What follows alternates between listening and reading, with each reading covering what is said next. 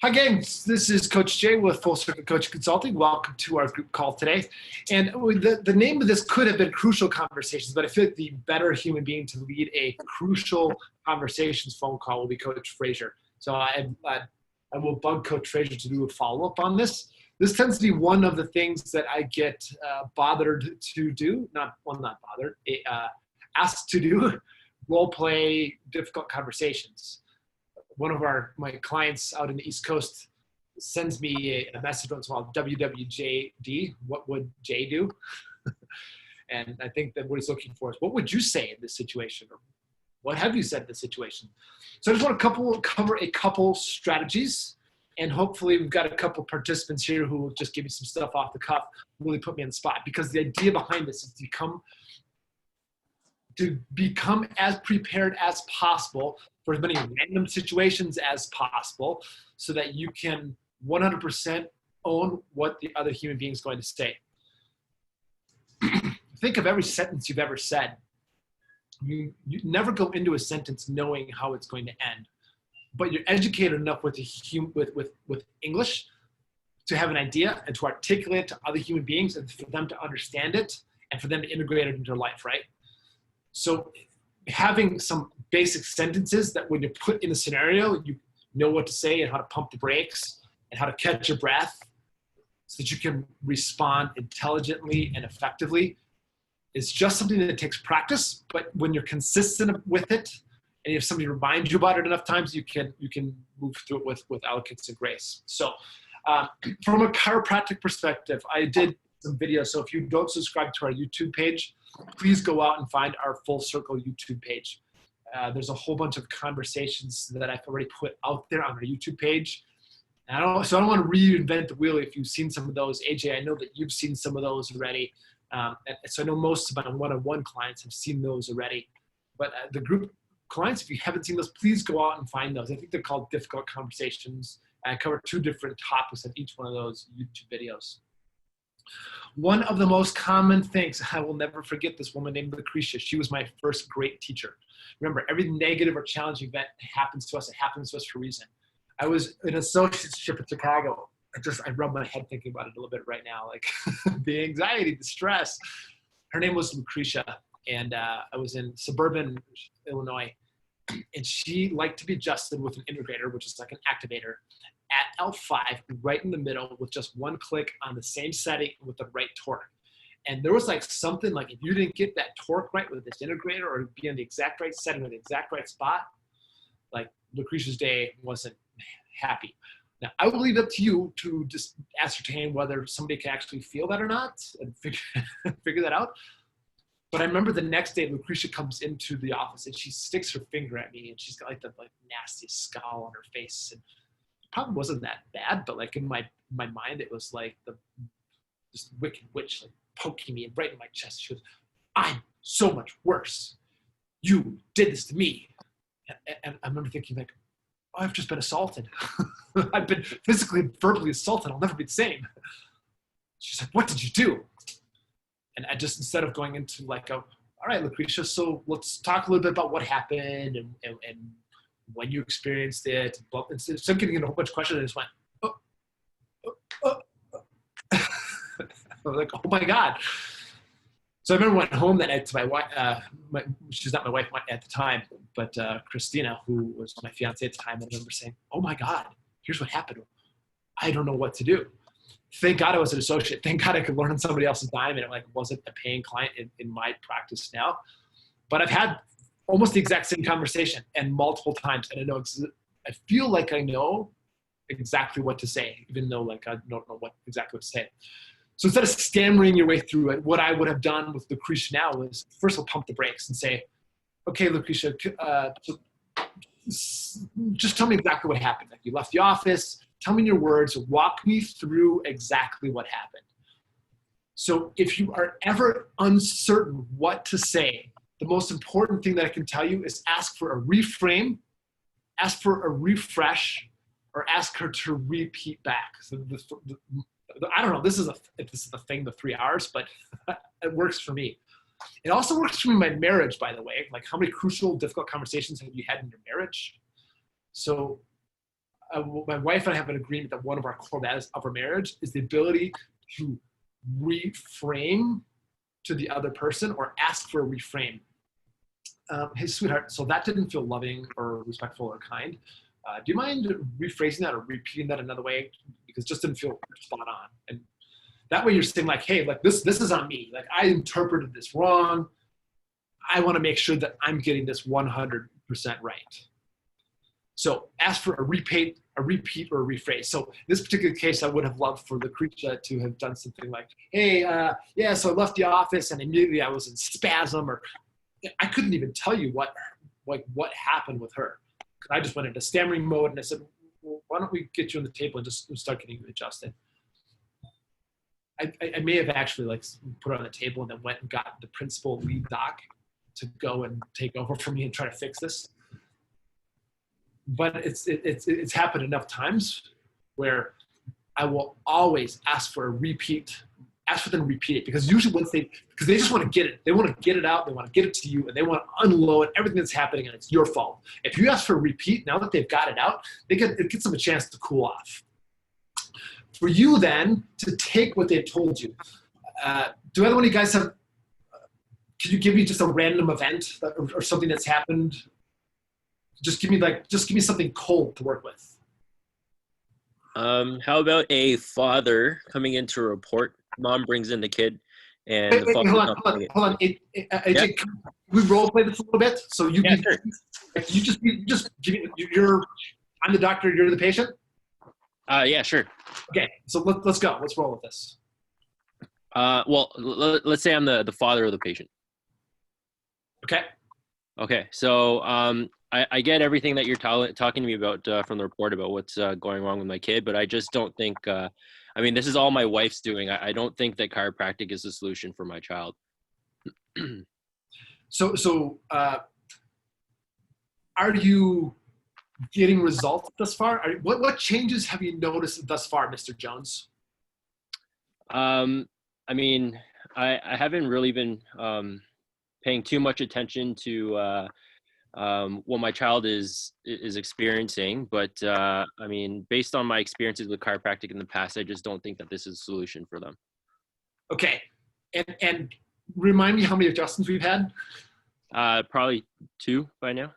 Okay, so first thing, did you hear how, now we're role playing this, but did you hear how AJ went from like an aggressive to Geske, you're kind of the passive here. But did you hear how he just kind of backed it off when I asked him to repeat it? Right. And now the question changed when you asked him to repeat it in another way. He got his anger out, and now, well, okay, maybe it could work, but I don't really know because it hasn't worked in the past. Mm-hmm. Sure. So then it gives you an opportunity then to repeat back to them. So as I understand, so this is our third visit. What your wife and little Johnny here came to agreement on is that we go through a series of 10 visits. Okay. Does that sound familiar, Mr. Dad? That's what my wife had told me, yes. So now here's where I would bring up a series of common phrases that work really well for me. And this is what I write down. It's been my observation in similar cases, historically, I actually wrote them down. In my experience, commonly, and I don't remember if I said in similar scenarios. So if you take any one of those as a starting place and then pick out a similar scenario. So in similar scenarios with a 17-year-old boy who's been in an accident, they've been in a football injury or whatever's going on, it's been my observation that most of the change doesn't happen in the first 2 visits. Now, I know you didn't see the x-rays, but had you seen little Johnny's x-rays, you would see da-da-da-da-da-da-da, what's already been gone through with mom. Okay. So I think any one of those provides you a good launching point. Now, you've already taken it down a notch by reframing it, by re-asking it, and then you've also restated the problem back to them. Sometimes when you restate the problem back to them, so Mr. Jones, so we're 2 visits into a 10-visit care plan, and you're not seeing big changes thus far. And so hopefully he goes, yeah, we're 20% of the way there, and maybe he's already seen 50% resolution. So sometimes we're just repeating it back to them. It makes it sound as silly as the question actually is. And us sitting here, we know how silly that clinical question is. Okay, give it to me again. Let's go one more time. Let's do it another way. Maybe be more upset. Be the same guy. Me being more upset. All right. So my kid has come in probably 5 times now, and I have not seen any improvement with their neck pain. So I think this is a good time for us to call it quits and leave your office. Okay. So I understand that. Is your wife on board also? How does she feel about the changes that you've seen already? She's all about this. She's been experiencing great things with chiropractors, so she wants to push through with it. But me personally, I just don't see any benefit from it at all. So in similar scenarios, what happens if you're not seeing change, and you can take any moment here, you can just dial back into Johnny the kid. But let's just keep him out of it, because you can bring him in and say, "Hey, have you noticed changes?" Because likely you've seen the kid 5 times in, he's noticed the change already, right? So you can bring, but let's keep the kid out of it. So it's been my observation that commonly when there's no change thus far, usually what happens is it's exponential. And so you're just kind of plotting. Remember this from like middle school, right? Things just kind of plotting around, but in an exponential curve, things all of a sudden take off. I would say 50% of our practice has an exponential release of their symptoms, and the other 50% tends to be a little bit more linear. Now, in this particular case, we see that Johnny's exponential. And so what that likely means is underneath the surface, we actually do have objectively things changing and building up linearly. But there's usually a lag between the subjective and objective, almost all the time in similar cases. If you are adamant that you'd like to stop care, I would ask you to do me one favor. Guys, this is here, I would have a series of things that you can refer back to, objectively speaking. I don't care what you do, real estate, finances, have something objective that you can come back to and refer to pump the brakes. So in this particular case, I would say, why don't we just do a re-exam? We can do this today or next time, or if you guys are really busy, you can say, if you could just let me adjust him today, let's do a re-exam next time you're in. So then, like, worst case scenario, you're only in for 6 visits. But what I'd love to do is just get just a little update to see there's something changing inside of him, and there's a lag going on. Every single time I've had this conversation in my practice, there's always a lag going on. And if you do some sort of objective, whether it's a posture analysis or do another x-ray, we commonly do nerve scans in our office, have something that you can come back to so that you can pump the brakes and find out exactly what the kid's seeing. Let the kid talk in this case. Don't forget, what I did not do in this particular case, I did not repeat back the question to you. I would have done that also. And I would have asked him one more time to say, okay, so repeat this back into another way, because what I'm hearing is that there's zero change at all. You've noticed nothing. Is that a correct assumption? So remember, you can always go back to those 3 R's on the front end, and I chose not to do that this time. Okay. Is any of that helpful? Does it bring up any other role play scenarios or what if things?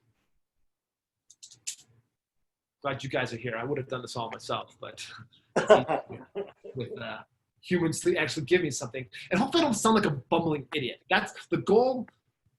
When you don't know what to say, it's just to pause. Like this.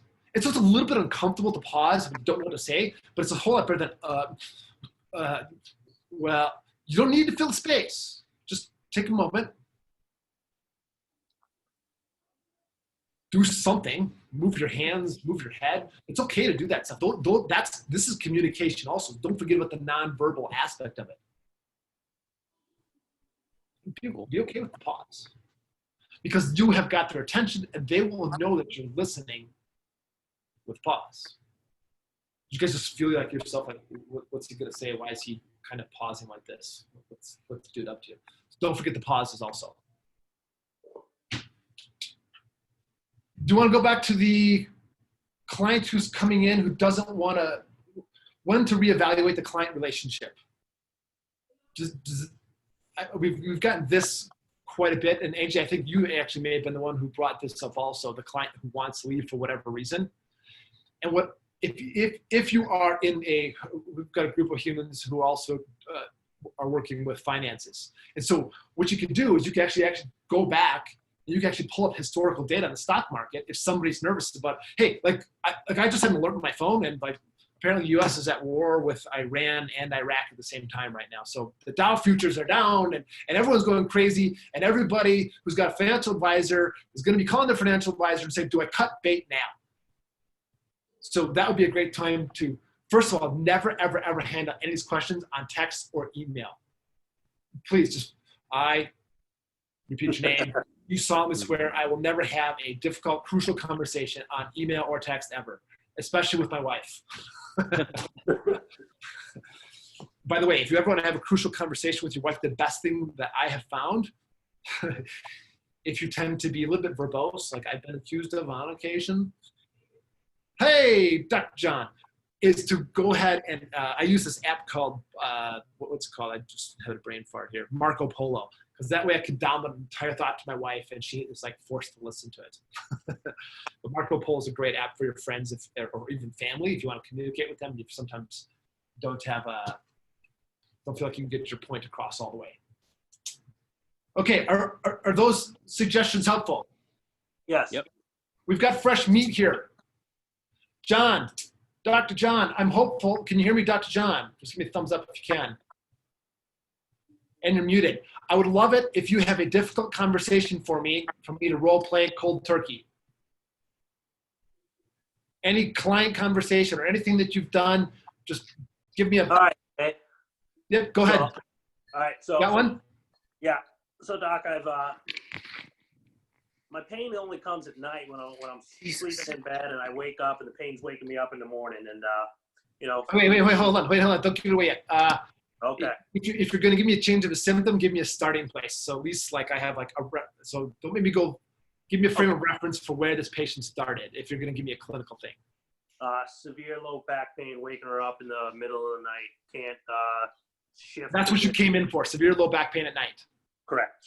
Okay. Can't shift positions, anything along those lines. We've had 4 adjustments. So far? Okay. So far we've had probably about a dozen or so.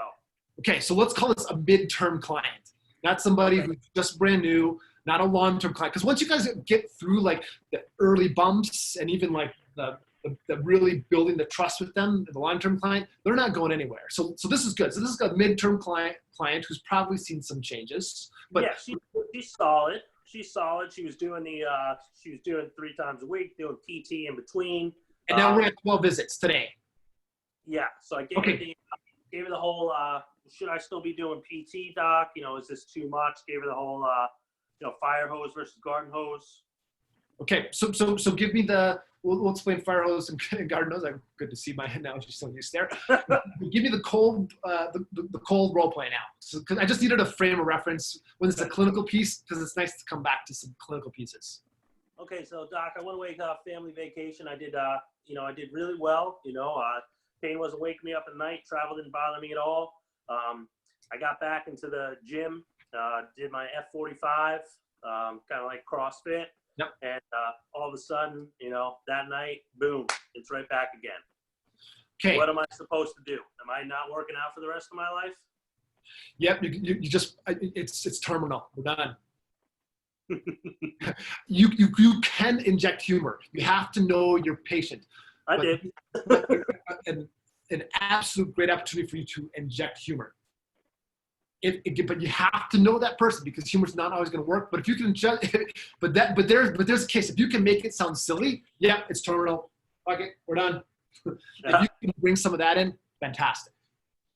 Okay, but let's assume that they're like serious patient. They're not a funny person. So give it to me again.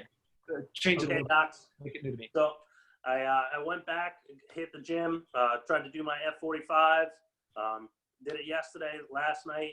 Pain woke me up, not as bad as it did the first day, but, still just shooting, stabbing pain, waking me up at night. Am I ever going to be able to work out again? Do I just need to cut dry?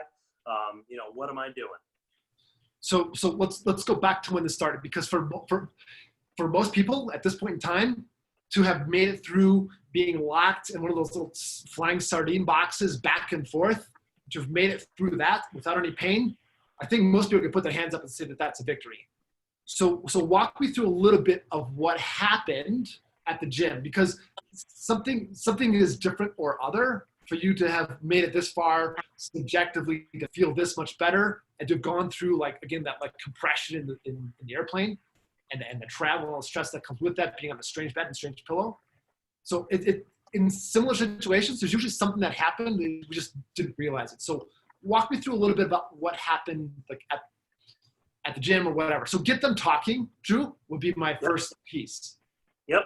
In this particular case, somebody who legit like has made it thus far, and you've earned their trust, and they've gone and they've seen a result, you've earned their trust. Something has happened. They just don't see it. And so it's up to you now to bring it up to the surface. Yep.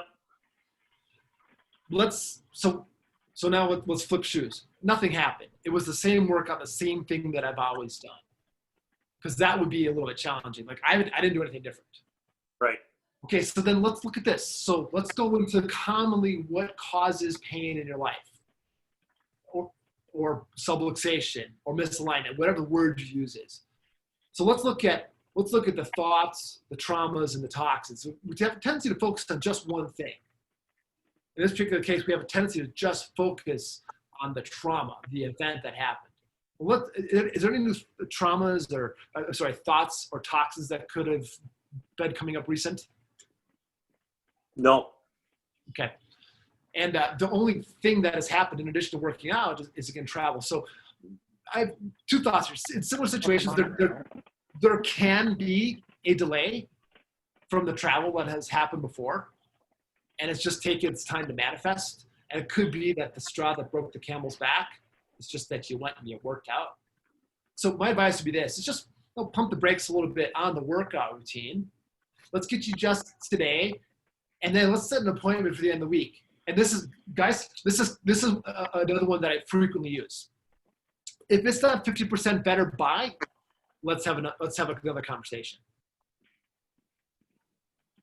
If it's not 50% better by tomorrow, come back in and let's reevaluate tomorrow. So I just had somebody look in the window here. So so I love the 50% rule as a chiropractor. Let's say you've got another industry, or you can use it again across any industry. So let's just pump the brakes here. I get it, the stock market's sold off a little bit here. So why don't we just give it a week to settle? Because commonly what happens is it's a knee-jerk reaction. So let's just let things lay, and let's reevaluate next week, and let's make sure that we don't have a correction. Whether it's a stock market, whether it's a human being, whether it's a workout, usually things will course correct if you have been in crystal clear communication the whole time with what your expectations are with their body, with their case, with their scenario. That client should know where they started and where they're going. And you should have, at some point along the line, let them know there's going to be ups and downs on this journey. This just sounds like a little blip, and it's likely because in this case, with this client, it actually sounds like they were traveling and they went back to the gym and they were just out of routine. But I would probably have gone a little bit deeper down if this is a real client, tell me a little bit more what's going on. Give me a little bit more thoughts, traumas, and toxins. How was your diet when you were in Cabo? Was the bed good? Commonly, when you're sitting on a bad bed, it can manifest poorly 2 weeks later. Fresh Meat with John. Dr. John, do you have any challenging conversations or situations you could give me? Regarding today or some other day? Hey, if you got one tonight, that's great. Again, that's fresh meat. I don't care. Common challenges, common conversations, anything that has been a challenge for you conversating with humans in the past. Just when patients kind of say, what's your timeline? When the patient says, "What's your timeline?" Yeah, like what's the end date for my treatment plan? When do you think I'll be done, or something like that? I don't care what you do, what your discipline is, how you practice, if you're into redecorating design, you have to have a starting place You have to have an ending place, and you have to be really clear about that starting place and ending place. Now, the ending place doesn't necessarily need to be like an ending place, like we're done here, but there has to be at least like a check-in place. So I will commonly use this phraseology when somebody gets started. So what we're going to do is 12 visits from now, or 1 month from now, or 4 visits from now, or whatever it is, in XYZ visits from now or time frame from now, what we're going to do is we're going to camp out back in that exam room. We're going to do another scan. We're going to do whatever it is you're going to do. We're going to do something objective, and we're going to do something subjective, and we're going to use this report card to see what, if anything, comes next in the process. Now, if somebody is on a longer term, like, yeah, I'm in this for 10 years or 2 years or 4 months or whatever it is, you still want to have stop-in and check-in spaces. So one of the things that I wrote down in my checklist to make sure we covered today was the concept of a reevaluation. You have to have reevaluations as check-in places to refer to. Now, if that client, Geske, who you talked about, who was 12 visits in and wasn't doing well, Yep. hopefully you should be at an inflection point where you're checking in on their care, or you recently had an inflection point for them to refer back to. Yep. So you always want to come back to where you started, the checkpoints along the way, and where the next one is. So reevaluations are important. So that way, when you're reframing the challenge to them, so what I'm understanding is, John, I don't even remember the question.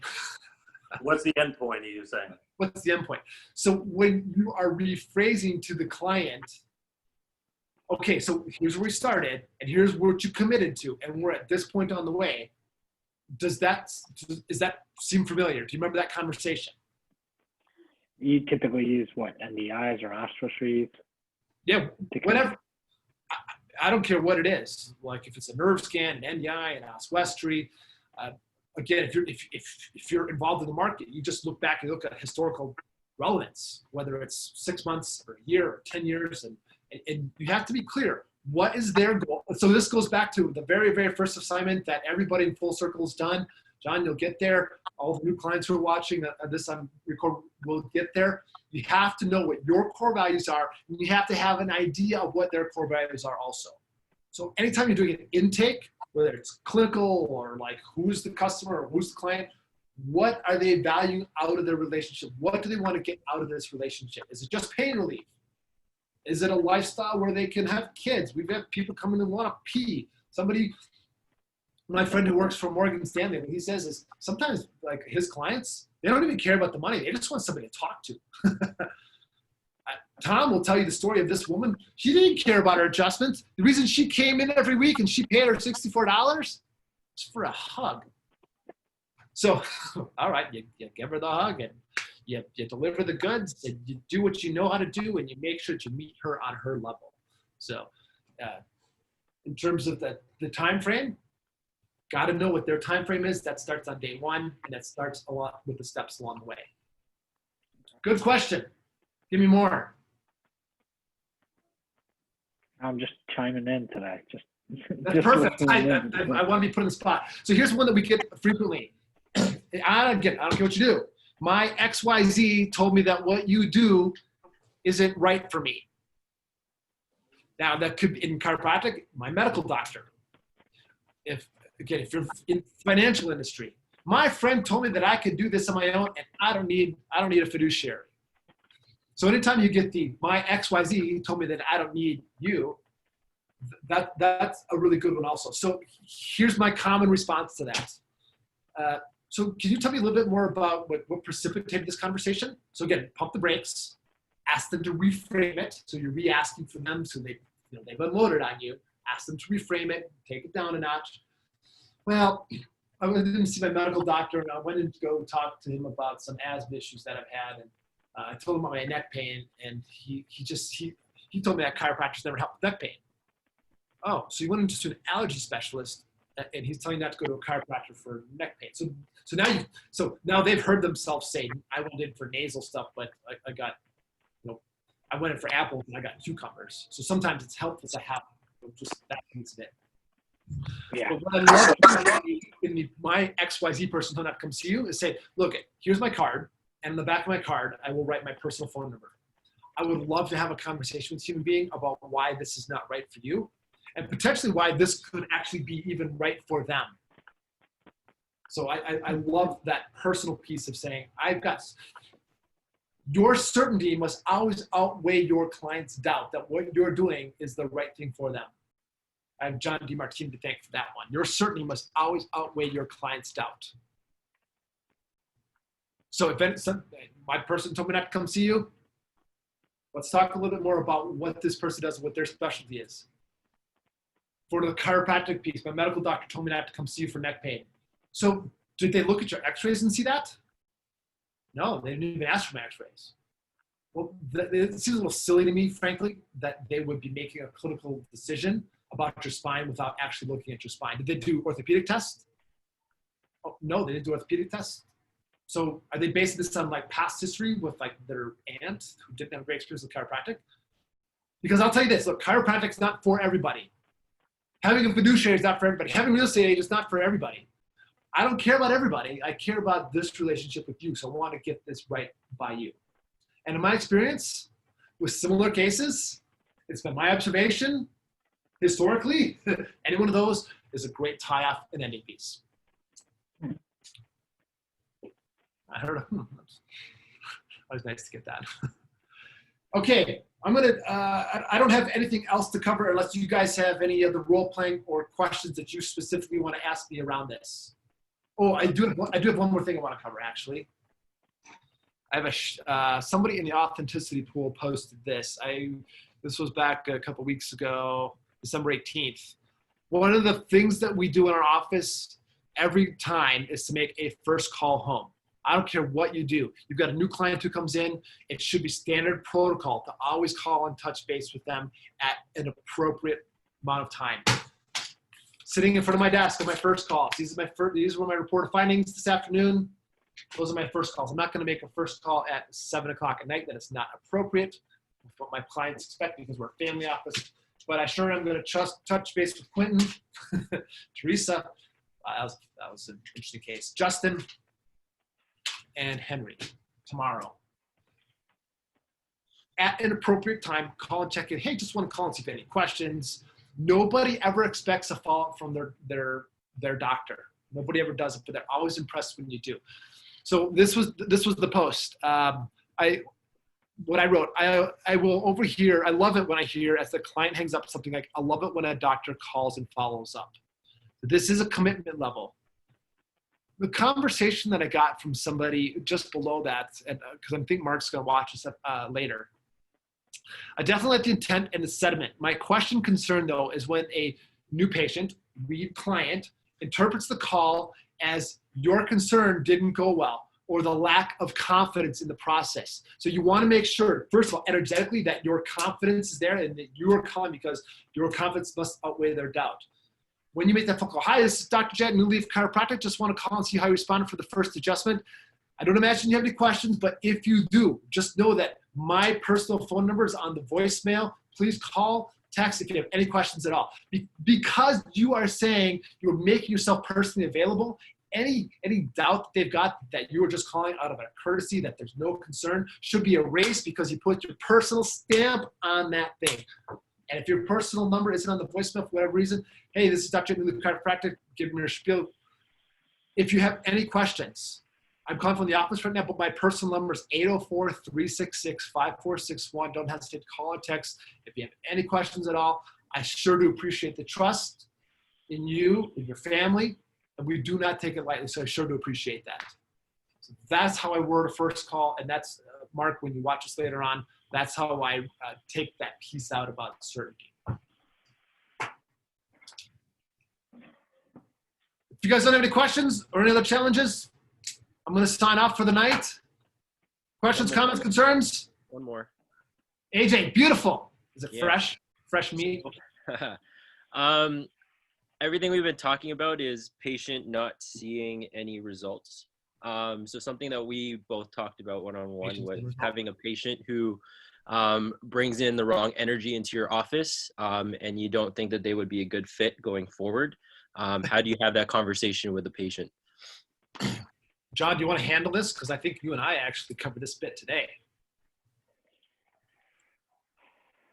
I mean, I think it's alongside the sense of how you feel internally dealing with the aspect, and as he was talking with the core values, kind of going, you know, this might not be the right fit for you, but you might have a plan B action, maybe a different referral source or someone along those lines. I think is what we were getting at today, right? Well, yeah, and even before you get that far, what you should know, guys, is what your dollars per hour are. How much does it cost you in terms of time to physically give that adjustment?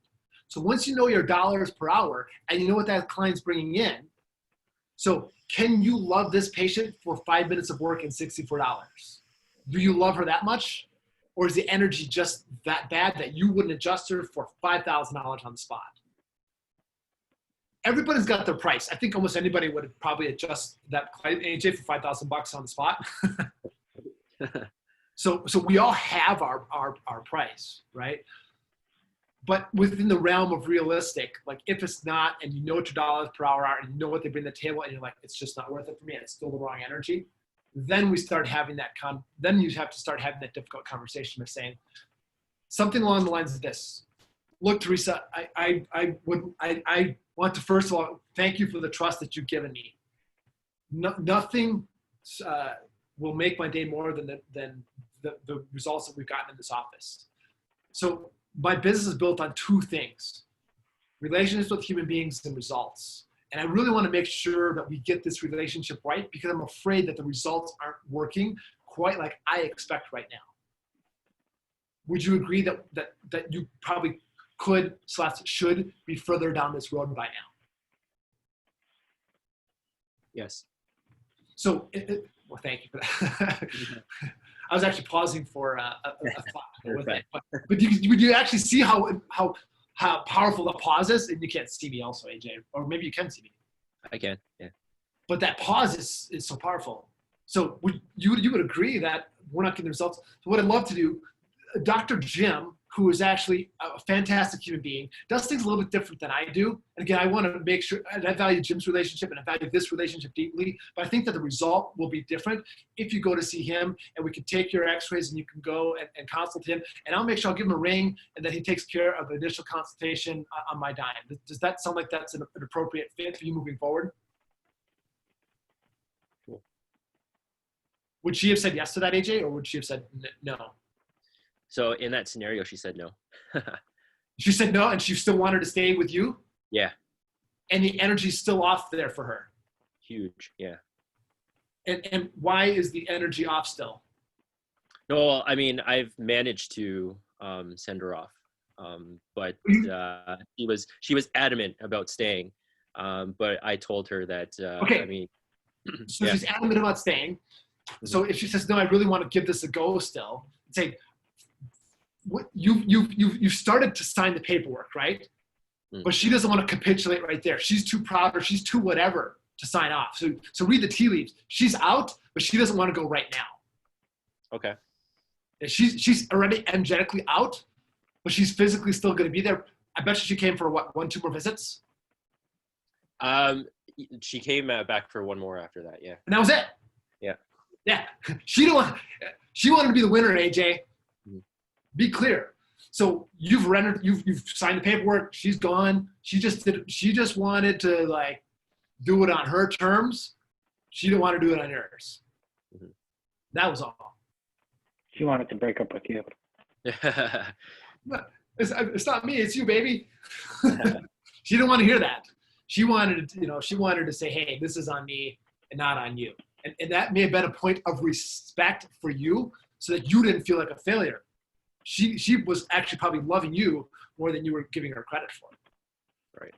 And I can attest to the whole re-exam thing is key because I brought up a re-exam earlier than what was anticipated before, just because she wasn't getting the energy was off, right? People will always love that. Yeah. People will always love that you take the time for them to sit down and listen to what's going on in their world. People will always appreciate that. Mm-hmm. Just picked up a new book today called Shut Up and Listen. And I think 4 males in the room here, we could all benefit from that that advice. So if your patient's talking to you, just listen, and the pauses. Make sure you go back and re-listen to what you missed, Geske, because I think that was a powerful piece. Yeah. Very much so. Okay, we'll do. Do AJ, just because I don't have reference, what you could even do if you really wanted to, you could even call and like check in on her. Hey, just, I want to make sure that you got in with Dr. Dutterdot okay, and that things are going well. If like you really want, you could, but maybe you don't want to open up that ball of wax. Not right now. But I think after the appropriate time, you may. That's possible. Yeah. But you may just be happy just see you. Good one. Okay. Any other stragglers? That's a good one to catch.